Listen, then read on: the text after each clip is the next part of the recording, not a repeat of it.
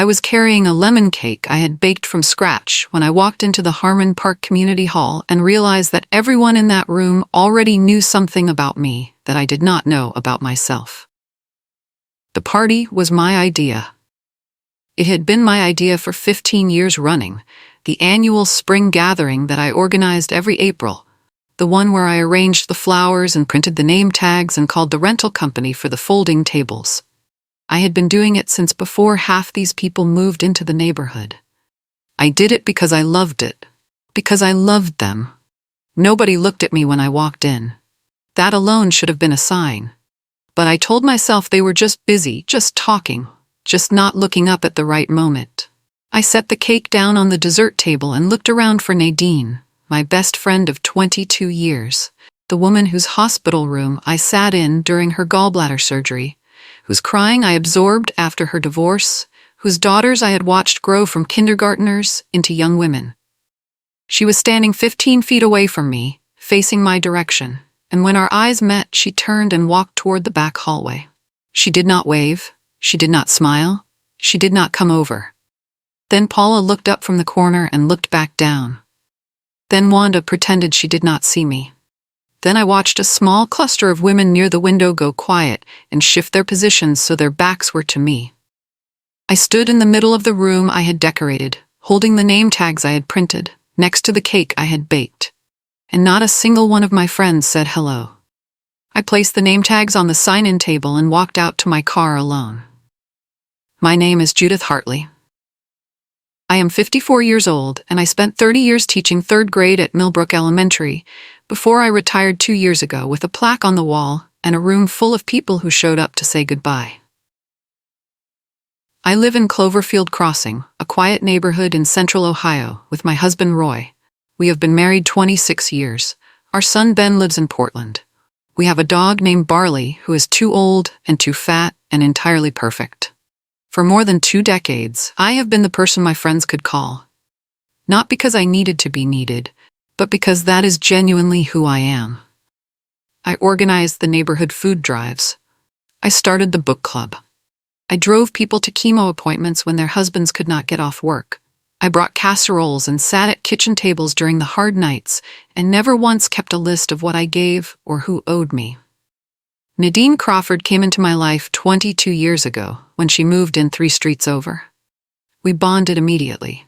Both teachers, both readers, both women who took community seriously. For more than 2 decades, she was my closest friend. I told her things I told no one else.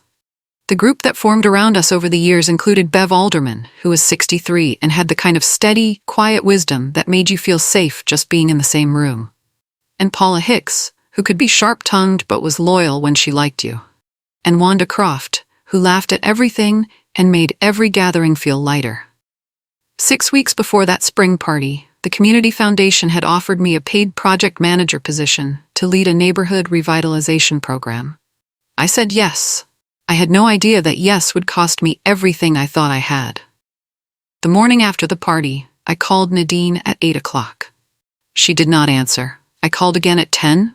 Voicemail. I texted at noon, just a question mark, just 3 simple words, "Are you okay?" The message showed delivered. It showed read. There was no reply. I called Paula at 1 in the afternoon. She answered on the 4th ring and said she was busy, she was cooking, she would call me back. She did not call back. I called Wanda next. She picked up and said hello, and then a silence fell between us that was so heavy and so wrong that I said, "Wanda, what is happening?" And Wanda said, "I think you know," and hung up. I stood in my kitchen, staring at my phone. I did not know. That was the thing none of them could seem to understand. I genuinely, completely, entirely did not know why my closest friends had turned their backs on me at the same time. With no warning, no explanation, no argument between us that I could trace back to any origin point. We had not fought. No one had said a word to my face.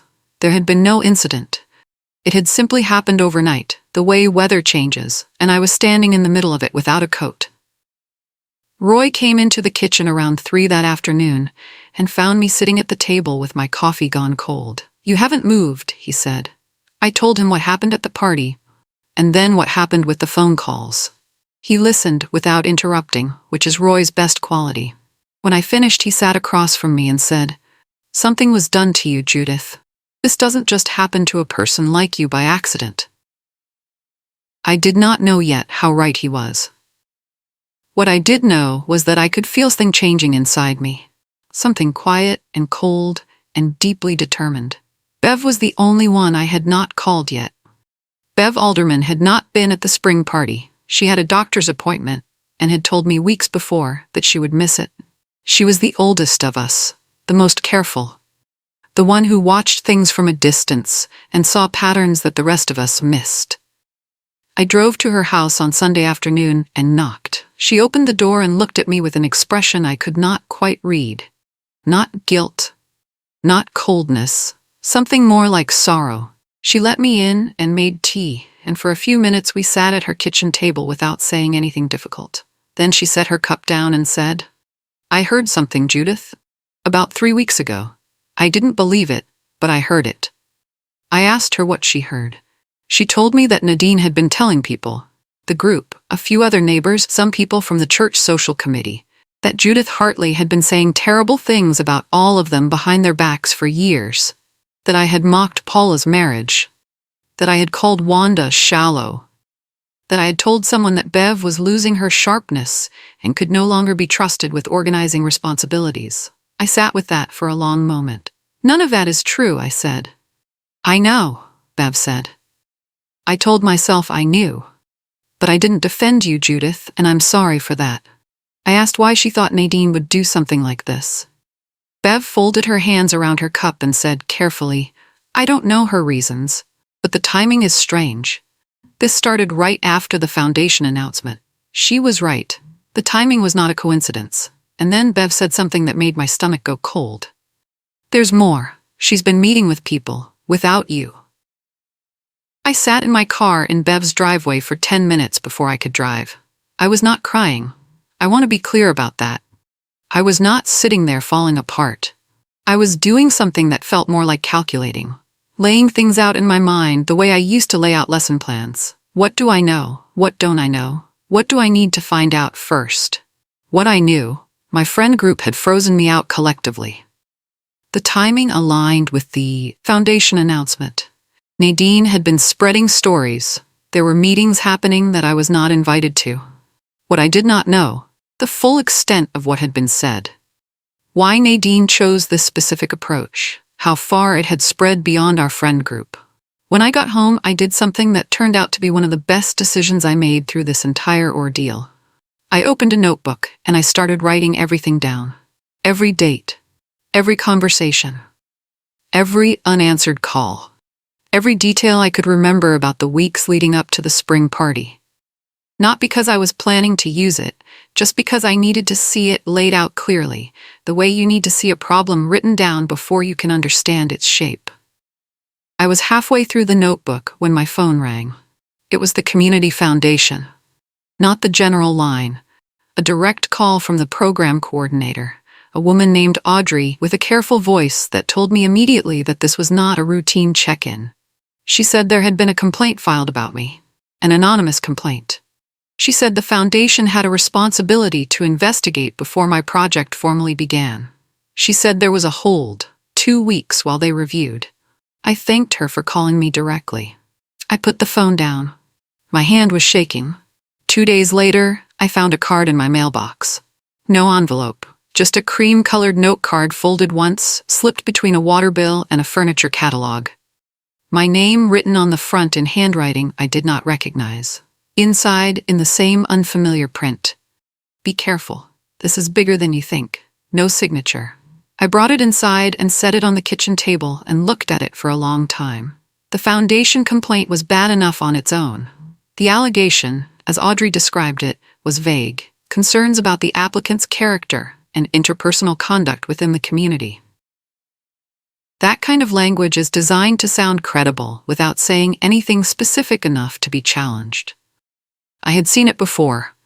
Teachers use similar language when they want to damage someone professionally without leaving fingerprints. Roy photographed the card and added it to the folder we had started keeping. We had moved from a notebook to an actual folder by that point. Printed emails, logged call times, the note from Bev's conversation, written up the same afternoon. I sat down that evening and wrote a formal response to the foundation. I had 30 years of documented community involvement. I had letters of recommendation from the school district, from the church auxiliary, from the neighborhood beautification committee I had run for 6 years. I attached every piece of documentation I had. I wrote clearly, directly, without emotion or accusation. I simply presented the record of who I was. Then I printed a copy for myself. Then I waited. 2 days after I submitted the response, Wanda Croft appeared at my front door. She looked like she had not been sleeping. She looked, in fact, the way people look when they have been carrying something they should not be carrying alone and have finally decided to put it down. "Can I come in?" she said. Wanda sat at my kitchen table and wrapped both hands around the coffee mug I gave her and did not look up for the first 30 seconds. I did not rush her. When she finally spoke, she said, "Nadine told me to stay away from you. She said if I talked to you, she would tell people what she knows about my family situation." I said, "What family situation?" Wanda shook her head slightly. "Something personal. Something I told her years ago in confidence. She has been holding it over people, Judith. Not just me. I don't think most of them even realize they're being managed." I let that sit. Then I asked her what, specifically, she thought I should know. She reached into her coat pocket and set something on the table. It was an old birthday card, one of those thick ones with a paper texture. The front had flowers on it. Wanda said Nadine had given it to her 3 years ago, and inside, along with the birthday message, there were a few handwritten lines at the bottom in Nadine's small, tidy script. I picked it up and read those lines. The birthday message itself was warm and ordinary, but in the bottom margin, as a small addendum, Nadine had written, "By the time Jay gets pushed out of her own projects, we'll have more room to breathe. I've been working on it." I read it twice. Jay, me. By the time Jay gets pushed out of her own projects. This card was dated 3 years ago, which meant that whatever Nadine had been doing was not a sudden reaction to the foundation announcement. This had been building, slowly, deliberately, for years. I set the card down carefully. Wanda said, "I should have shown you this a long time ago. I'm sorry." I told her she had shown me now, and that it mattered. The card was not enough by itself. I knew that. A 3-year-old birthday note with a cryptic line in the margin could be explained away. Nadine would say it was taken out of context, that it meant something else, that Wanda was misremembering the circumstances. I needed more than one piece. I needed a pattern. I called a woman named Frances, who had been my former colleague and was now a paralegal. I did not want legal advice exactly. I wanted to think through the situation with someone who understood how evidence works. Frances listened for 40 minutes and then said, "What you're describing is a sustained, coordinated reputational attack. The card is a starting point. What you need is a pattern of behavior that shows this wasn't spontaneous." I told her I had been keeping a log. She said, "Keep going. Document every conversation, every date, every person involved. Don't approach anyone aggressively. Just collect what comes to you and let it accumulate." 2 days after I spoke with Frances, my phone rang. It was Paula. I almost did not answer, but I thought about what Frances said. "Let things come to you," and I picked up. Paula's voice was tight. She said, "I'm going to give you some advice, and you should take it. Drop the foundation thing. Step back quietly. Let Nadine take it. Everyone will move on, and this will be over." I asked her, "What exactly do you think I did, Paula? What specifically did I say, and to whom?" Silence. Then Paula said, "Nadine told us what you've been saying, for years." I said, "Tell me one specific thing I said." Another silence. Then she said, "I'll send you the list." She hung up. 20 minutes later, a text message arrived. A list of things I had supposedly said about each of my friends. Specific, detailed, hurtful things. None of them were true. But all of them contained private information only a close friend would know. I printed the list Paula sent me and spread it on the kitchen table alongside the birthday card and my log. Then I read through the list a second time, slowly, and I started to see what I had not seen the first time. Every single item on that list contained real, private information, not invented rumors, real things, real details from real conversations, twisted into weapons. Paula's marriage troubles, Wanda's family situation, Bev's concern about her own memory. These were real things, real struggles that these women had shared with their close friends. With me, and with Nadine. I had never repeated any of it. But someone had taken those private details and built false statements around them. Someone who knew exactly what each person was afraid of and ashamed of. Someone who could construct a version of me saying those things that would feel believable, because the underlying details were real. Nadine had taken what I knew in confidence and what she knew in confidence, and she had woven them together into a version of me that I did not recognize. I sat with that for a long time. Then I wrote down a question in my log. Who told Nadine these specific details about each person? I looked at the list again. Some of the details were things I had told Nadine directly. Things I knew because the person had confided in me and I had, trusting her completely, shared them with my best friend. My best friend had used my own confidences to frame me. I felt something shift in my chest. Not grief, exactly. It was something colder and more clarifying than grief. I thought of the card. I thought of the foundation complaint. I thought of the secret meetings. Roy came in from the garage and found me standing over the table. He looked at my face and said, "You figured something out." "Yes," I said. "I think I know exactly how she did it." I spent the next 3 days doing nothing aggressive. I want to make that clear, because later some people would assume I was the one who escalated things. I did not. I kept going to my yoga class. I kept walking Barley. I answered my emails from the foundation, who were continuing their review. I cooked dinner and sat with Roy in the evenings and talked about other things. Ben's new apartment, the garden that needed planting, the gutters that needed cleaning. Inside, I was building something, quietly, methodically. I went back through every card, every note, every letter Nadine had given me over 22 years. Birthday cards, Christmas notes, a handwritten letter she once sent me when I was going through a difficult period with my own mother. I read them with new eyes, looking for patterns. I found 3 additional references, not as explicit as the birthday card Wanda gave me.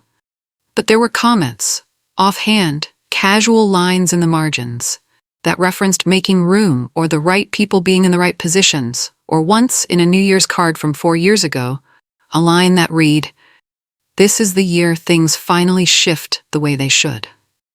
Alone, each of these meant nothing. Together, they formed a picture. On the 4th day, Roy came home from his errands and told me a man had come to the door while I was out. A man from the neighborhood HOA board. He had left a card and said he needed to speak with me when I had a moment. Roy had the card in his hand. "What does the HOA want?" I asked. Roy turned the card over. He wrote something on the back. I took the card and read the handwritten note on the back. It said, "We've been reviewing the financials since Nadine took over as treasurer. We need your historical records. Something doesn't add up." His name was Conrad, and he was the newest member of the HOA board, which meant he had not been around during my years as treasurer and had no loyalty in either direction. I called him that same evening. He was careful in the way cautious people are careful when they are sitting on information they are not sure they can share. But he confirmed enough. The board had been conducting a quiet internal review of the neighborhood association's finances. Some of the records from the past 2 years, Nadine's tenure, had irregularities.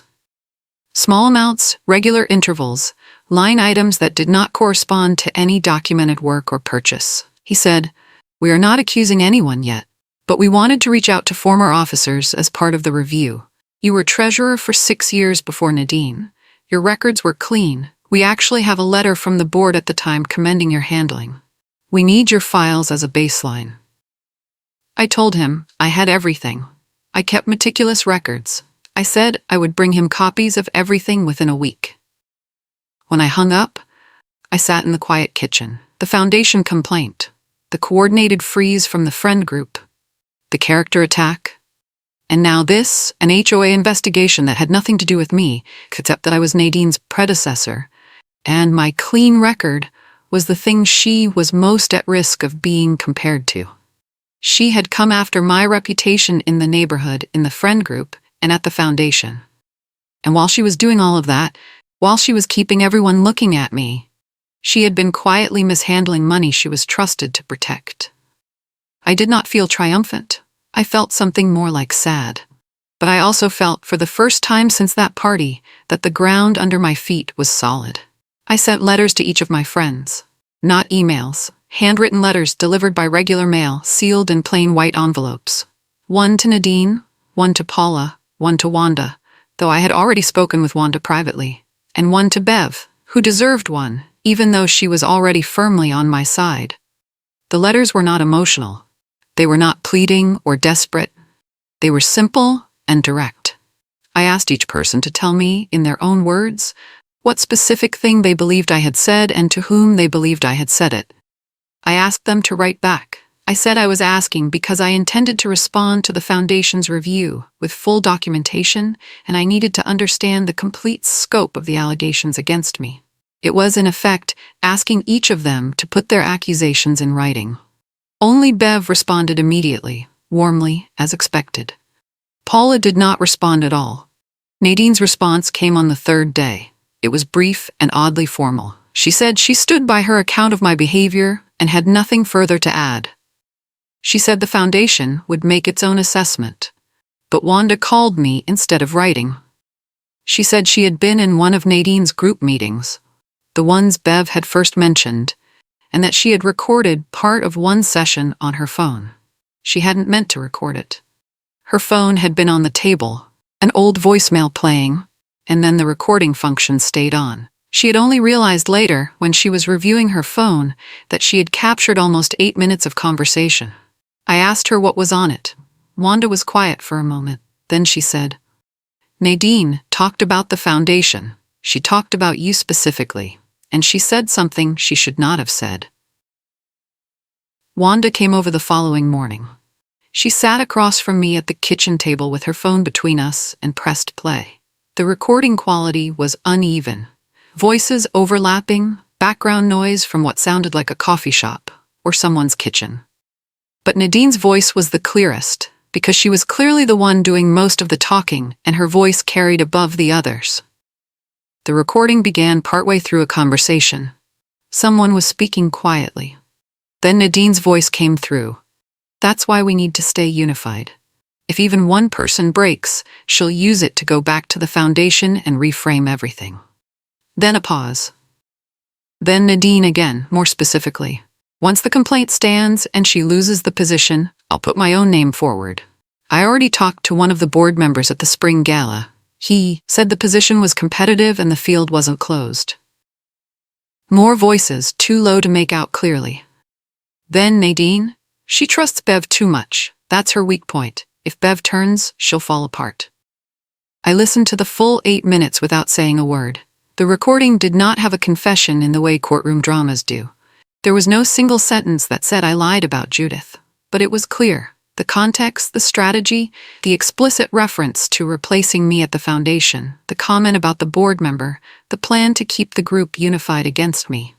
It was a coordinated campaign, spoken aloud, by the person who built it from the ground up. I thanked Wanda. I called Frances, my paralegal friend, and described the recording. She walked me through what I could and could not do with it. I could share it with the Foundation as part of my formal response to the complaint. It was relevant evidence of the complainant's motive.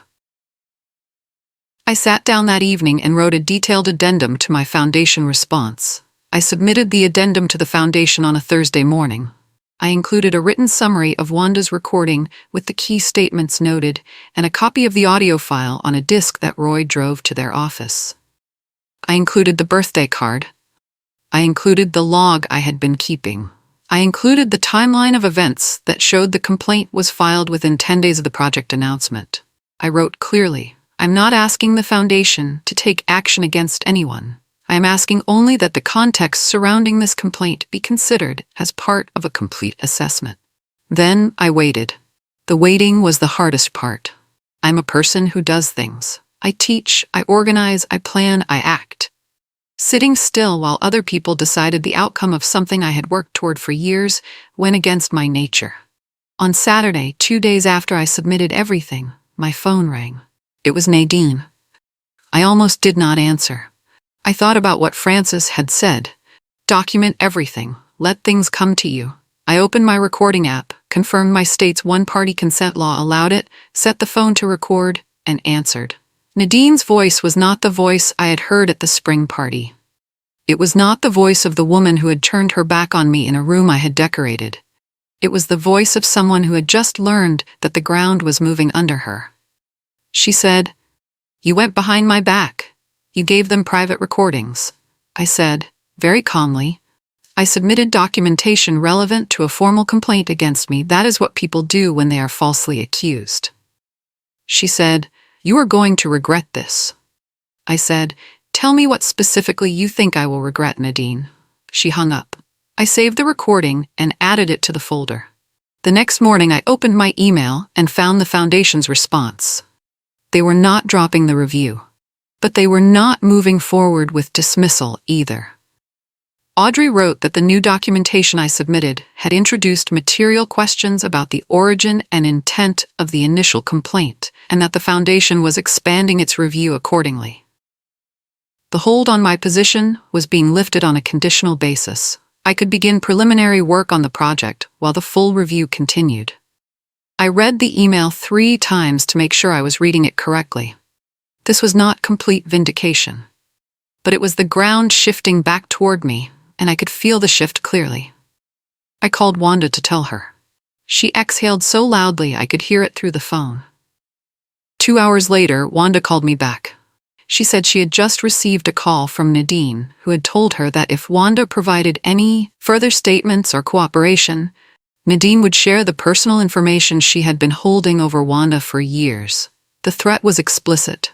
"What did you say?" I asked. Wanda was quiet for a moment. Then she said, "I said do it. I said I'm done being afraid of you."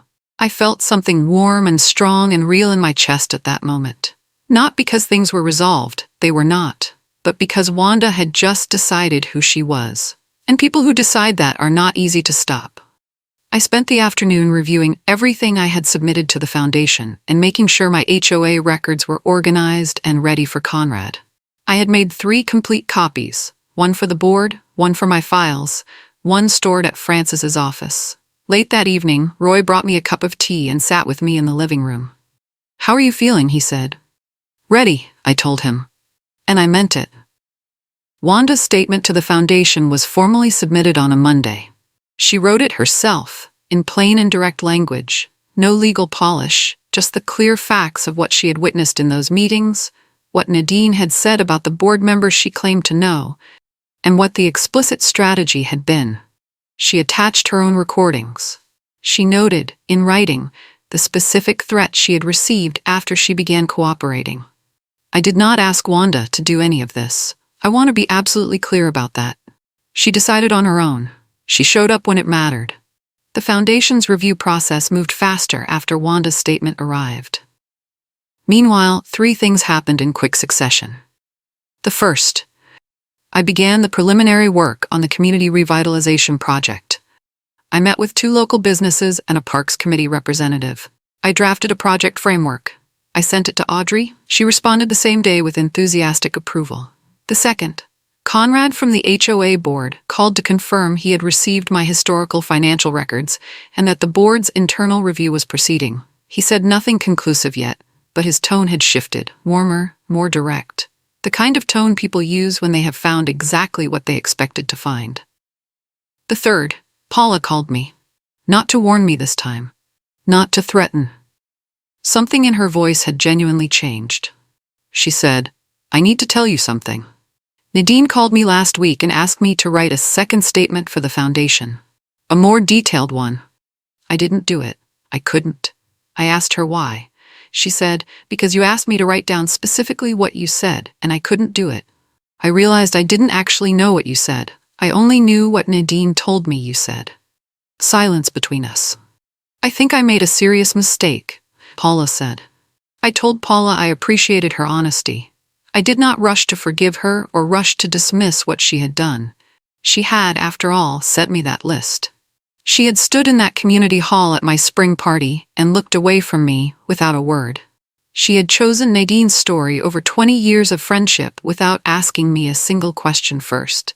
But I also knew, that people do terrible things when they are frightened, and Nadine was very good at frightening people. She was practiced at it in a way that took years to build.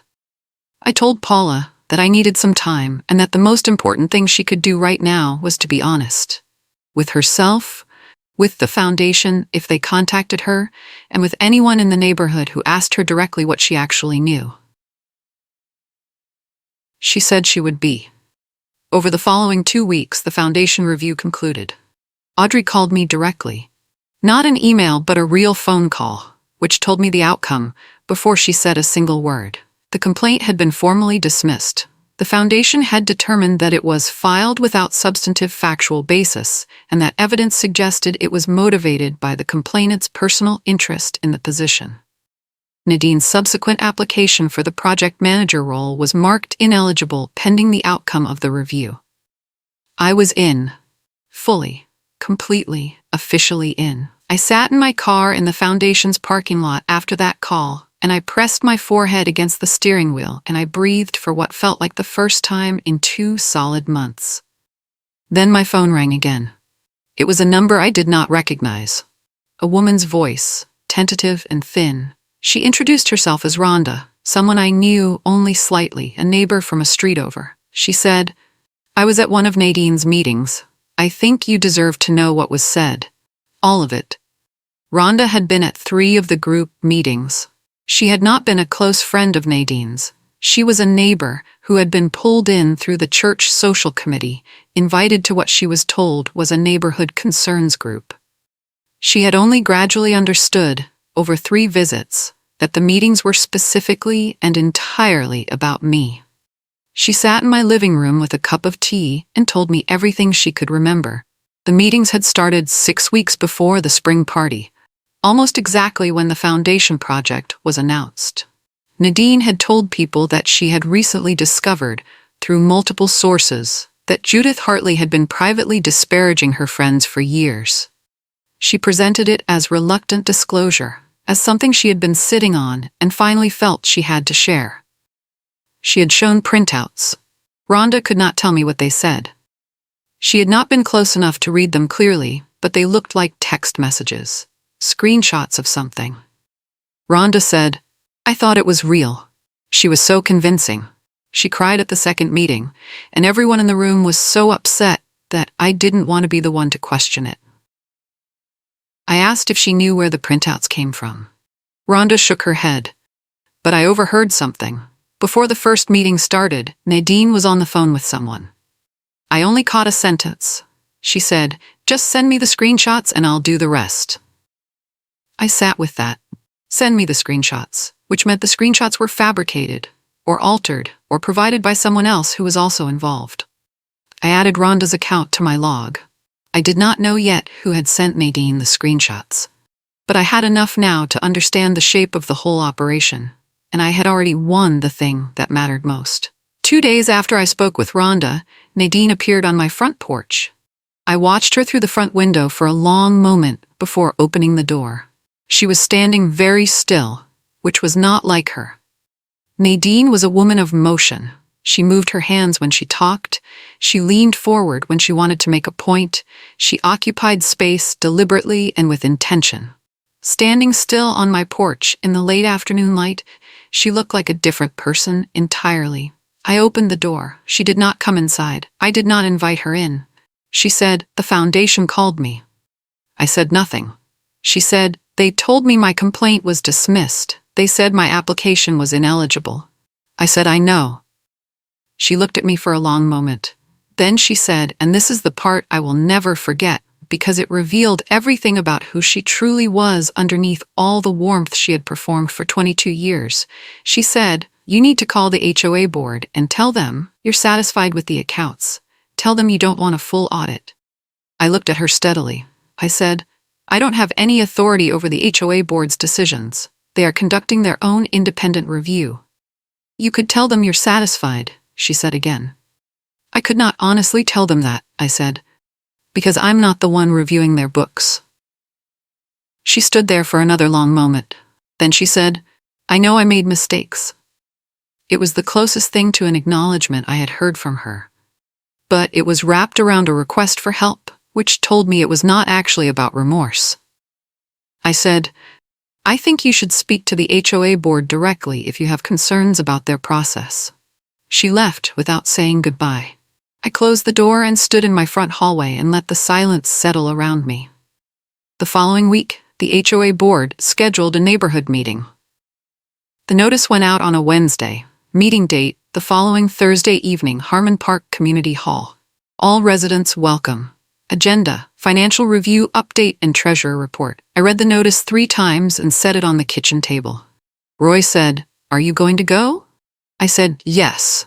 He said, "So is she." I knew that.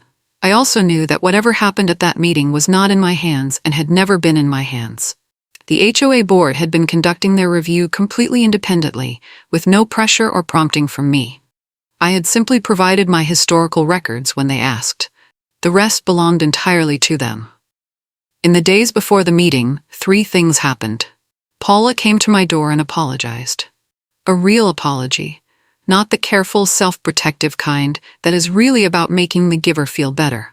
She stood on my porch with both hands at her sides and said, "I followed someone I trusted and stopped thinking for myself. I hurt you and I am sorry for that." I thanked her. I told her I was not ready to pretend nothing happened, but that I genuinely appreciated what she said. She nodded and left without pushing for more. Bev called and said she would be at the meeting and she would sit beside me. And then the second anonymous message arrived in my mailbox. Not a note card this time, but a proper letter in a sealed envelope with no return address. Inside was a single printed page, no signature. It read, "Nadine has been taking small amounts from the HOA reserves for 2 years. The board already knows. She tried to pin it on the previous records. She failed." I folded the letter carefully and placed it in the folder. I did not know who sent it, but I thought I had a very good sense. Thursday evening arrived clear and cold. The community hall was more full than I had expected. Harmon Park was not a small neighborhood, but it was not enormous either. Maybe 60 houses, 120 adults. I counted perhaps 80 people already filling the folding chairs by the time the board called the meeting to order. I sat in the 3rd row. Bev sat beside me on the left. Roy sat on my right, close enough that our shoulders were touching, which was enough. Nadine sat in the 5th row, near the aisle. Paula was beside her, but I noticed that Paula was angled slightly away and was not looking at her. The board chair, a quiet man named Ed Crane, who had always struck me as deeply fair and unhurried, opened the meeting with a brief statement about the purpose of the evening. He said the board had conducted a thorough financial review of the association's accounts covering the past 3 years. He said the review was now fully complete. He said the board would present their findings in detail and then open the floor for questions from any resident present. He spoke for 15 minutes. He was clear and precise and used plain language throughout. No jargon, no hedging, no language designed to soften what he was reporting. He described how the review began. He described what had been found. He described the discrepancy amount, not a small sum, over $8,000, and the specific pattern of how the withdrawals had been structured to avoid detection. He did not say Nadine's name in the first part of the presentation. He did not have to. Everyone in that room knew who had been treasurer for the past 2 years. When Ed finished, he looked out at the room and said, "We are required to name the responsible party in any formal findings we communicate to the neighborhood. The board has made a unanimous determination." The room was very quiet. Ed Crane said Nadine's name once. He said it in the context of the formal finding, without drama, without any particular emphasis in his voice. He read the board's conclusion from a prepared document, that the association treasurer had misappropriated funds in a pattern of systematic small withdrawals totaling $8,340 over a 26-month period. The room stayed quiet, then it did not. People began talking. Not loudly, a ripple of low conversations, people leaning toward one another in their seats. I kept my eyes forward and my hands in my lap. I did not look at Nadine until Ed finished speaking and opened the floor for questions. When I finally turned slightly in my chair, I could see her in the 5th row. She was sitting very still. Her hands were folded in her lap. Her face had the particular blankness of someone who had been preparing for the possibility of this moment for a while and has now arrived inside it. There was no crying, no outburst, no attempt to speak. She sat in the folding chair with her face completely empty, like a house after all the furniture has been moved out. Someone near the back asked how long it had been going on. Ed answered clearly. Someone else asked about recovery of the funds. The board's newly appointed treasurer answered. A third person asked whether the previous treasurer's records had been examined as part of the review. Ed said yes. He said the records from the previous tenure, covering 6 years, had been reviewed and confirmed fully accurate. He mentioned the commendation letter from that period. He did not say my name either. He did not have to. I heard someone in the row behind me say quietly to the person beside them. It was Judith's records they used as the baseline. Bev reached over and put her hand briefly on mine. After the meeting, the parking lot filled up with people standing in small groups in the cold, talking the way people talk after something significant happens, not yet sure what to say, but not ready to go home alone with it either. I stood with Roy and Bev near the far edge of the lot and let the night air settle on my face. I did not feel the need to say much. Neither did they. Wanda found me there. She crossed the lot quickly and pulled me into a hug without saying anything first. I let her. I held on for a moment longer than I expected to. Then Paula came over. She did not hug me. She stood a few feet back, which was exactly right. She said, I want to say something in front of Roy and Bev. I want witnesses. She paused for a breath. I chose her story over yours. I had no proof and I knew you for 20 years, and I still chose her story without asking you one question. That was wrong. I don't expect you to let me back in right away, but I am asking you to let me try. Roy said quietly, that took courage. I said, I hear you, Paula. We stood together in the cold parking lot, and it was not forgiveness exactly. Not yet, but it was the beginning of something honest. Something that had a real foundation this time. Nadine had left before Ed finished. Someone told me later they saw her car pull out halfway through the question period. I did not see her go. On the drive home, Roy said, How do you feel? I thought about it genuinely before I answered. I said, like I got something back that I never should have lost. He drove for a moment in silence. You also found out who would stay? He said. That was true. And it turned out to be more than I expected. In the weeks after the neighborhood meeting, the neighborhood changed. Not dramatically. Not in the way of big announcements or loud reconciliations. Life in Harmon Park continued. People walked their dogs, mowed their lawns, waved from driveways the way they always had. But the particular social current that had been running underneath everything, cold, invisible, organized against me, was gone. I could feel its absence the way you feel the absence of a low hum that has been running so long you stopped noticing it. The foundation project moved into its active phase. I met with stakeholders, drafted timelines, organized the first community input session. Audrey told me during our third meeting that the project was already generating more community engagement and response than any initiative they had launched in the past 5 years. I was doing the work I had been given, and it was good work, and I was proud of it. The HOA board situation resolved through channels that had nothing to do with me. Nadine was asked to repay the misappropriated funds in full. She was removed from any future leadership positions within the association. I heard she was working with the board to arrange a repayment plan, and that was between her and them. Bev and I started having coffee on Tuesday mornings. Just the two of us. She brought a crossword puzzle, and we argued over the answers, and it was easy and good and familiar in the best way. Wanda joined us a month later. Paula joined the month after that. Slowly. Carefully. We were all being careful with each other in a new way now, which was harder than the old casual way, but considerably more real. I did not hear from Nadine for 6 weeks. The friendship group as it had been no longer existed. A new one was taking its shape, smaller, different, and more honest. I was not entirely sure yet what it would become, but I was not afraid of it. A letter arrived on a Tuesday in early June. I recognized Nadine's handwriting on the envelope immediately, the small, neat print, the way she made her lowercase e's. I stood at the mailbox and looked at it for a moment before I brought it inside. Roy was in the backyard. Barley was asleep in the hallway.